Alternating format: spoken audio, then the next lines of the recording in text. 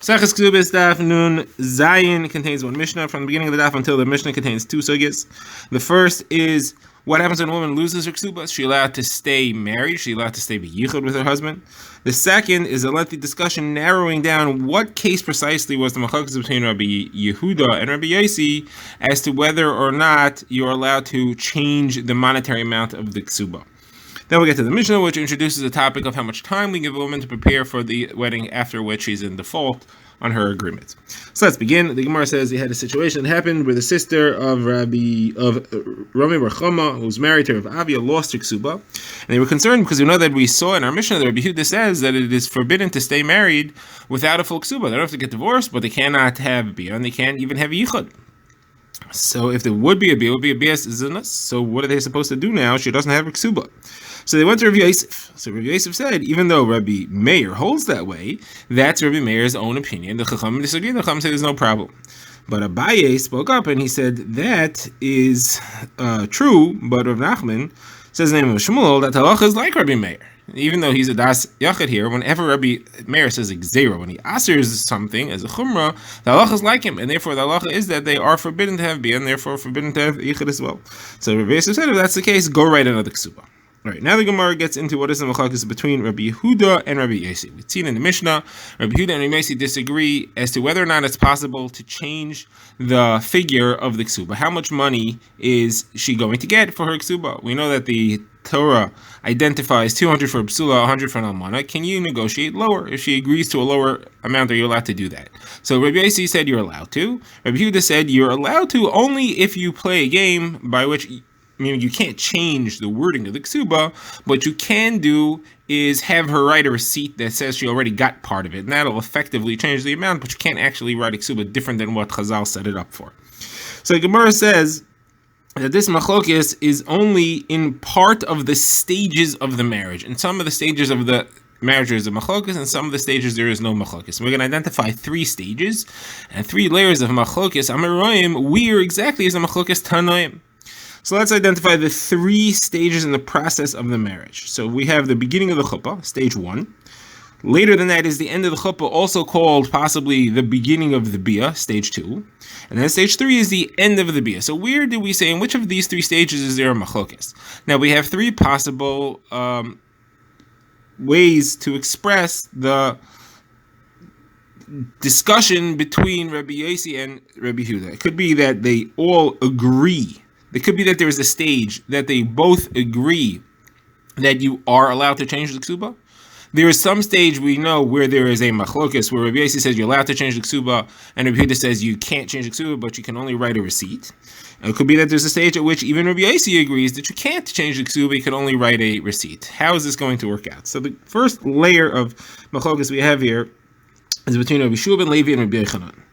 And we only talk about two of the three stages, and that's going to be the confusion. Which two of the three stages do we mean? We speak about beginning and end. We're going to have to work out what's meant by the beginning and end. Is it stage 1 is the beginning and stage 2 is the end? Or is stage 2 the beginning and stage 3 is the end? So Gemara says that according to Rabbi Yochanan, the machlokes is in both stages, both beginning and end. Again, we don't know exactly which ones those mean yet. Rabbi Shua ben Levi says machlokes is only in one stage. In the other stage, they agree. And we don't know which stage that is, and we don't know whether they agree what they agree to. Okay, but we know this much. Rabbi Shua ben Levi says that machlokes is limited to one stage. Rabbi Yochanan says machlokes is across the board. Now we have another layer of machlokes. This is between Rav Dimi and Ravin, and the Gemara is going to say this is not necessarily a machlokes. They just say different things. Could be a misunderstanding. As a matter of fact, Rabbi Shua ben Levi and Rabbi Yochanan could also be saying the same thing, just using different words. But the second discussion, at least, is between Rav Dimi and Ravin, and that is, what is the one stage in which they argue? According to Rav Dimi, it is the beginning. According to Ravin, it's the end. So again, we have two different versions. We have a machlokes and a parent machlokes, let's say it like that. And a parent machlokes between Rabbi Shua ben Levi and Rabbi Yochanan is the machlokes between Rabbi Yehuda and Rabbi Yosi across the board. That's Rabbi Yochanan's opinion. Or it's only in one of the two stages. That's Rabbi Shua ben Levi. And In the opinion of Yeshua ben Levi, that the machlokes is only in one of the two, which one? According to Rav Dimi, it's the beginning, and again, we don't know what beginning is. Is it stage 1 or 2? According to Rav Stiani, we don't know if that's stage 2 or 3. Says the Gemara, someone's miscommunicating here, and someone's arguing. So in these two machlokes, it could be understood as if Yeshua ben Levi and Rav Yochanan are saying the same thing, and Rav Dimi and Ravin are arguing, or Rav Dimi and Ravin are saying the same thing, and Yeshua ben Levi and Rav Yochanan are arguing. And we'll explain how it works out each way. Now, which is which? So, you guessed, it's a machlokes between Rabbi Avohu and Rav Papa, except that Rav Papa accepts Rabbi Avohu's words. He just says, I would have said it differently had he not said it, but I accept what he said. But we're going to learn the two ways of understanding it. So let's first understand Rabbi Avohu's approach. So Rabbi Avohu says, the machlokes is between Rav Dimi and Ravin. Between Rav Yeshua ben Levi and Rav Yochanan, there's no machlokes. They were just using different words to mean the same thing. When they said beginning and end, one was referring to stage 1 and 2, and one was referring to stage 2 and 3. So how does it work out as follows? So it works out this way.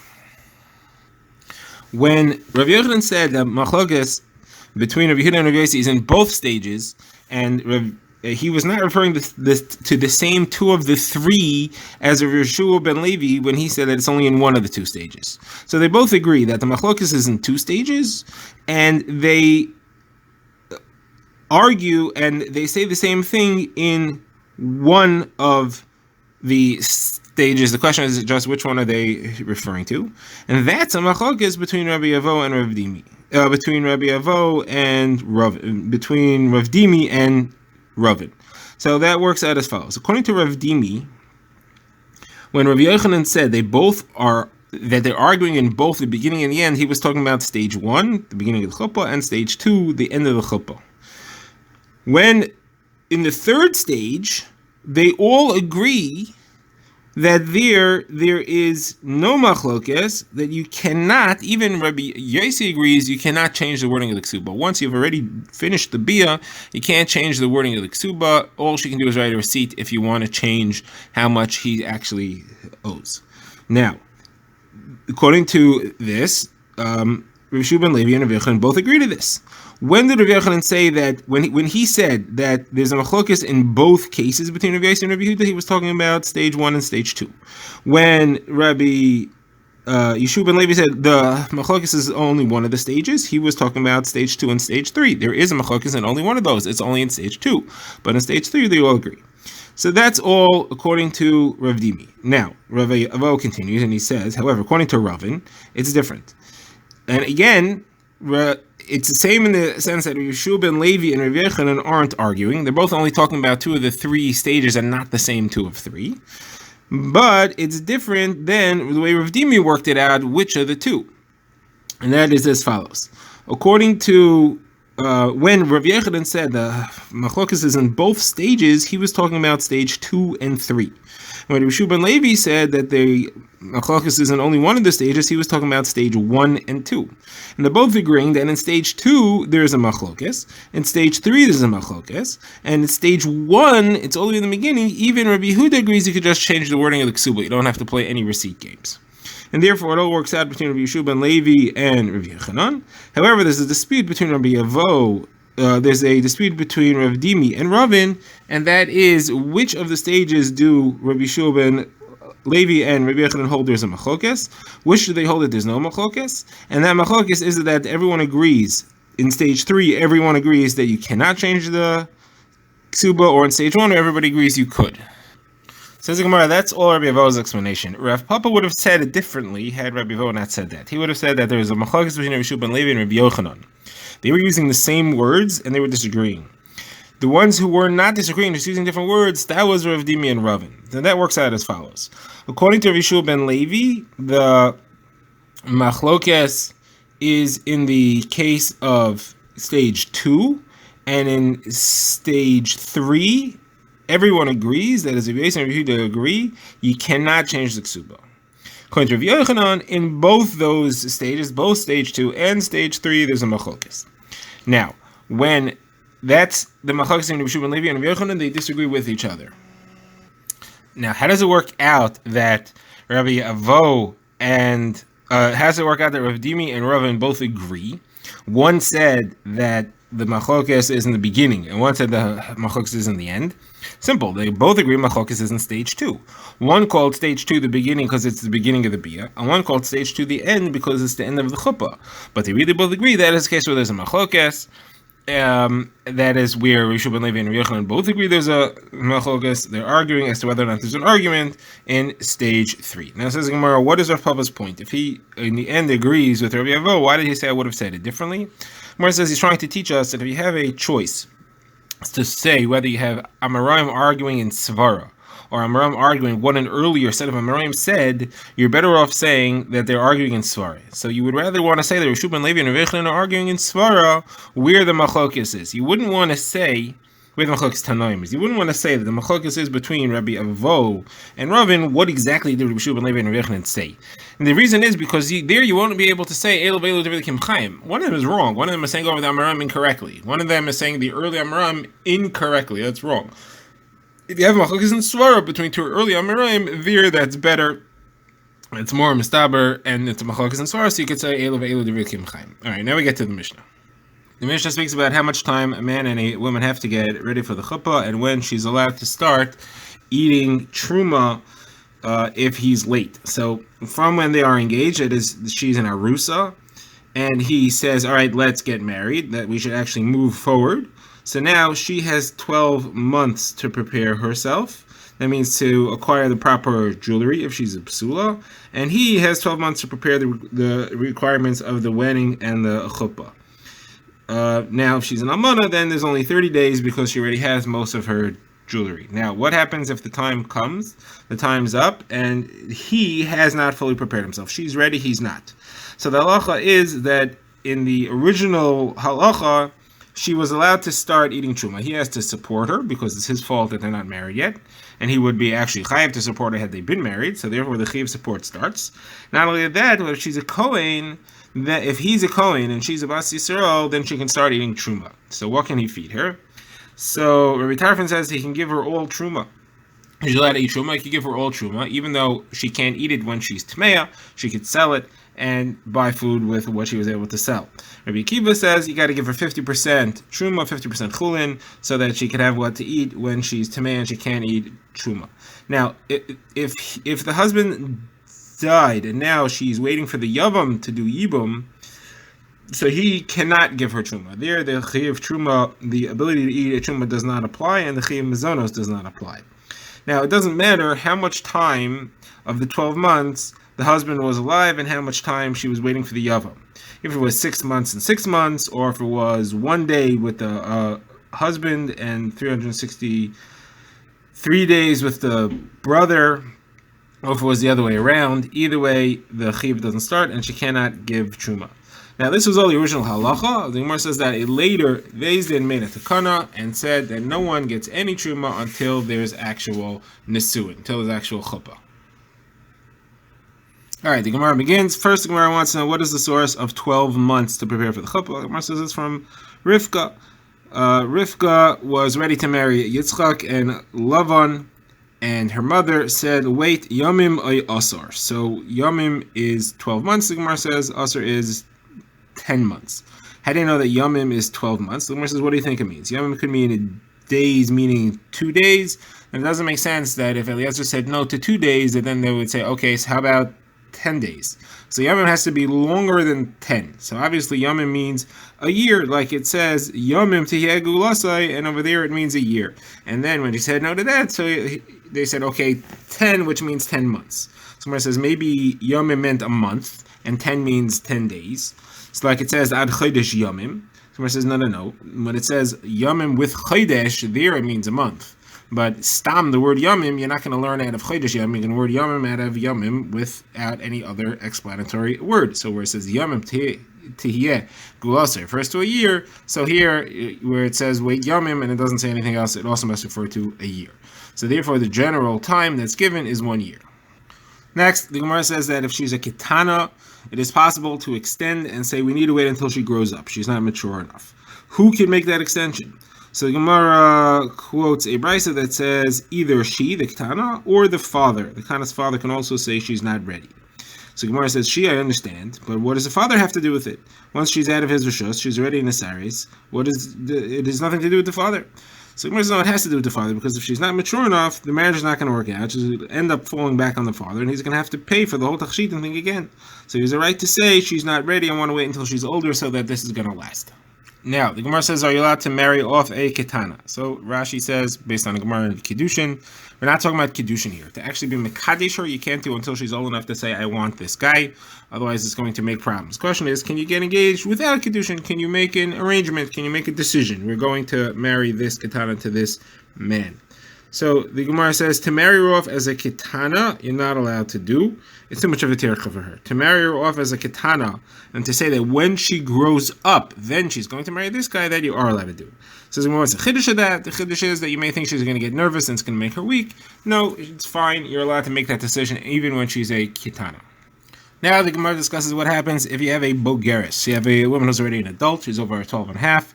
She gets engaged. How much time does she have? So Rav Huna says, if she was an adult already for 1 day, by the time she was niskadeh, she only has 30 days, like an almana, not like a psula who has a year. And the reason is because from when she becomes a bogeres, she's already expected, and she expects herself to have all her jewelry ready, and therefore she's ready to go. So you don't have 30 days. You don't have 12 months. When we said psula, we were talking about younger than a bogeres. There's 3 kashas on this. Gemara's first kasha is we have a brisa that says a bogeres is like a tavua. It's like someone where the husband claimed it's time to go, and that pashtus means like a regular psula that has 12 months. Someone says no, it means like an almana. An almana has 30 days. Bogeres also has 30 days.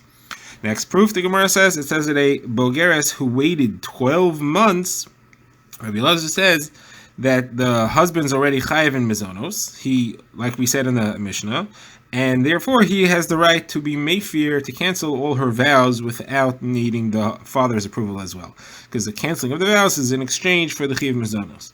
So but besides that, what you clearly see here is that a bogeres gets 12 months instead of bogeres who waits 12 months. So the Gemara says you have to change the language here a little. It says bogeres and somebody who waits 12 months, not the same person. Bogeres who waited 12 months, but a bogeres and a non-bogeres who waited 12 months. There, Rabbi Elazar says, mizonos is chayiv, and therefore he could be meifir her nidar. Now, the Gemara's third proof is from a brisa that says somebody who is aris, who gets engaged to a besula, whether the husband claimed it's time to go and she's delaying, or whether she said it's time to go and he's delaying, you give her 12 months from the time of the claim, from the time where he says let's go. Now, if it's from Erisin, and she became a bogeres, then it's like tivua. What does that mean? So Erisin, bogeres is like tivua. So the Bryce explains, if she was a bogeres for 1 day and then she got kiddushin, she gets 12 months, explicitly against Rav Huna. She was bogeres for 1 day and then she becomes niskadeh. She has 12 months from there. Now, it ends off and says if she's an arusa, then she gets 30 days. So Gemara says this is definitely against Rav Huna. But what does it mean when it says if she's an arusa, she gets 30 days?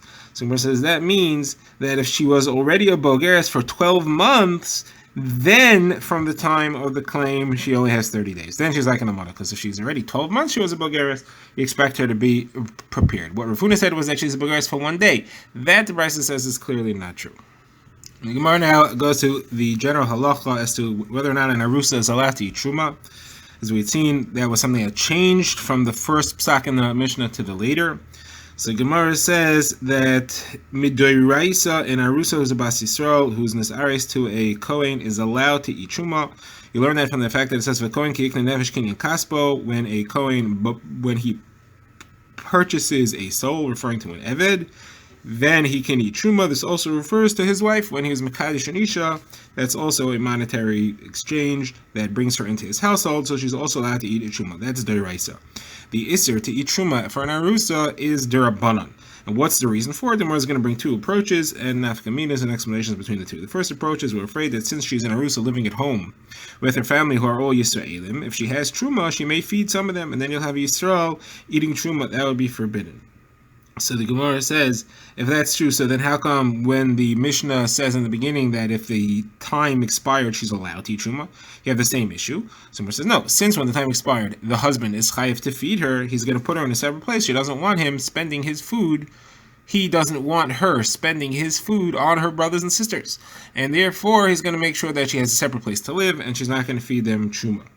So Gemara says, okay, but I have another question, and that's if you have a Kohen who's working to reap the fields of a Yisrael in exchange for being fed, he should not be allowed to eat truma because he may feed it to other workers or family members who are with him. So the Gemara says he's not going to do that. He can't even afford his own food. He's being fed by his employer. He's certainly not going to feed them.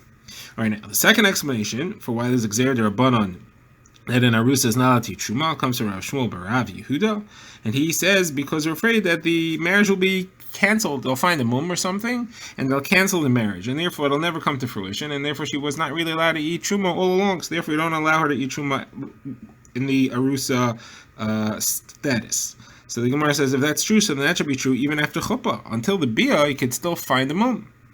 So Gemara says no, he's going to check out, he'll have his relatives inspect her and find out from after the chuppah already, he knows if there's a mum. So Gemara says if you have an Eved who is a Kohen who was bought by Yisrael, maybe that purchase will be canceled as well because they find a mum in the Eved. Gemara says no, there's no mum in an Eved that could cancel this sale. What could it be? If he has something external, you see it. If he has something internal, it doesn't affect his ability to work.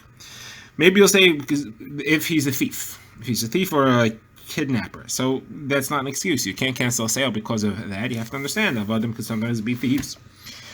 The only thing that could cancel is if he's a listim mezuyim, he's an armed robber, like a bandit, or he has the death penalty hanging on his head.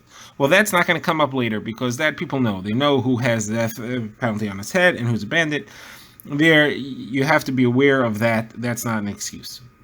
So the Gemara says, okay, fine, solved all my kashas, but what's the difference between these two approaches then? They both say that there's a reason d'Rabbanan that she's not allowed to eat truma while she's in Arusa. What's the difference? Gemara says there's three nafkaminas. Nafkamina is, first of all, if the husband was makabel that he's not going to cancel even if he finds a mum. So then the second concern is not an issue anymore. It can't be canceled. Or if she was given over to the shluchei habal, that is, she's no longer together with her husband, either because the father gave her over to the shluchei habal or because the father sent messengers to go with her to the shluchei habal. Either way, once she leaves her father's family, you still have concern for cancellation, but you don't have any concern for feeding truma to her family members any longer.